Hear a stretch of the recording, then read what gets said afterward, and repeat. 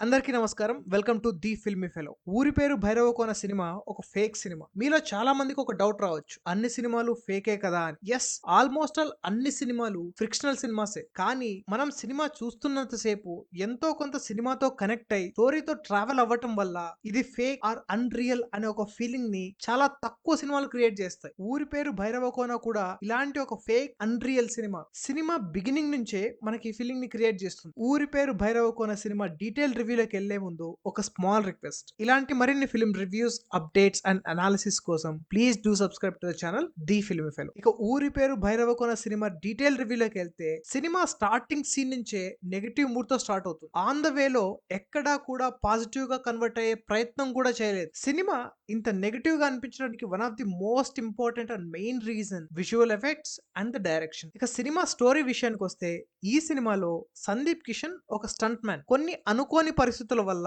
ఒక దొంగతనం చేస్తాడు. ఆ దొంగతనం నుంచి పోలీసుల నుంచి తప్పించుకునే ప్రయత్నంలో సందీప్ భైరవకోన అనే ఒక ఊర్లోకి ఎంటర్ అవుతాడు. ఆ ఊరు నుంచి ఎలా బయటపడతాడు అన్నది ఈ సినిమా స్టోరీ. సినిమాలో biggest problem director. Sandeep Kishan ఎప్పుడు ఒక మంచి స్టోరీని, టాలెంటెడ్ డైరెక్టర్ ని ఎంచుకుంటాడు ఇర్రెస్పెక్టివ్ ఆఫ్ రిజల్ట్. కానీ ఇలాంటి ఒక డైరెక్టర్ ని, ఆ స్టోరీని ఎందుకు పిక్ చేసుకున్నాడు అని నాకు డౌట్ వస్తుంది. Cinema on paper A failure cinema. ఇక్కడ కూడా బాగా రాయాలనే ఒక ఫీలింగ్ ఏ కోసానో కూడా కనిపించదు. కొన్ని ప్లేసెస్ లో ప్రాసతో కూడిన డైలాగ్స్ రాశారు. ప్రాసను పట్టుకున్నారు, డైలాగ్ వదిలేశారు. ఒక ప్లేస్ లో కూడా అరే ఈ మాట బాగుందే అనే ప్లేస్ ఎంటైర్ సినిమాలో ఒక్కటి కూడా దొరకదు. సరే పేపర్ మీద రాయలేకపోయారు, షూటింగ్ లో అయినా ఇష్టంగా చేశారంటే అది లేదు. రాసాము కదా అని తీసాము కదా అని పోస్ట్ ప్రొడక్షన్ చేసాము కదా అని సినిమా రిలీజ్ చేస్తే రిజల్ట్ ఇలానే ఉంటుంది. Worst production design. Villain head పైన లిక్విడ్ గోల్డ్ ఉండాలి, దాని ప్లేస్ లో మస్టర్డ్ హనీ సాస్ పోసారు. ఆటోకి రెండు వైపులా రాడ్లు ఉంటాయి, జనాలు మాత్రం ఎక్కి దిగుతూ ఉంటారు. ఇంత నెగ్లిజెంట్ ప్రొడక్షన్ డిజైన్ ఏంటో నాకైతే అర్థం కాలేదు. ఇంత నెగ్లిజెంట్ ఫిల్మ్ మేకింగ్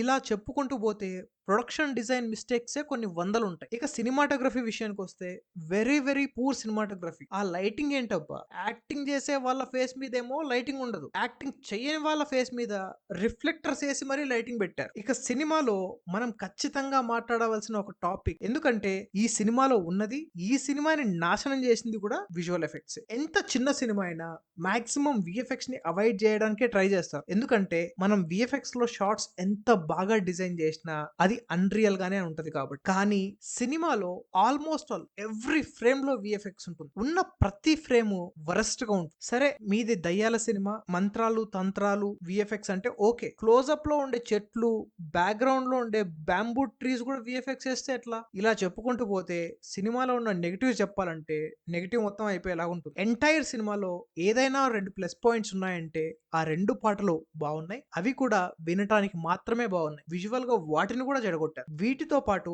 అక్కడక్కడ వెన్నెల్ కిషోర్ అండ్ హర్ష వీళ్ళిద్దరి మధ్య కామెడీ కొన్ని ప్లేసెస్ లో నవ్వు తెప్పిస్తుంది. యాక్టర్స్ పర్ఫార్మెన్స్ విషయానికి వస్తే Sandeep, Harsha, Vennela Kishore and Varsha very decent acting అనే చెప్పాలి. అంతకు మించి వీళ్ళను కూడా బాగా చేశారని చెప్పడానికి కూడా లేదు. రిమైనింగ్ ఏ ఆర్టిస్ట్ కూడా పర్ఫార్మెన్స్ చేయడానికి కూడా ట్రై చేసినట్టు అనిపించేది సినిమాలో. ఓవరాల్ గా ఊరి పేరు భైరవకోన సినిమా ఎలా ఉంది అంటే, సినిమాలో ఒక పాట ఉంటుంది, మనలో చాలా మంది వినే ఉంటాం, నా వల్ల కాదే బొమ్మ నీ కళ్ళు చూస్తే అమ్మ అని. సినిమా చూశాక మన ఫీలింగ్ కూడా అలానే ఉంటుంది. నా వల్ల కాదే బొమ్మ ఈ సినిమా చూస్తే అమ్మ అని. ఆమె కళ్ళు చూస్తే వాడు తట్టుకోలేడు, ఈ సినిమా చూస్తే మనం తట్టుకోలేము. ఊరి పేరు భైరవకోన సినిమాకి the filmy fellow rating 1.75 out of 5. And ఇంకో ఇంపార్టెంట్ విషయం, మరిన్ని జెన్యూన్ ఫిల్మ్ రివ్యూస్, అనాలిసిస్ కోసం please do subscribe to the channel the filmy fellow. ఇంకో వీడియోతో మళ్ళీ కలుద్దాం. అంతవరకు సెలవు. జై హింద్.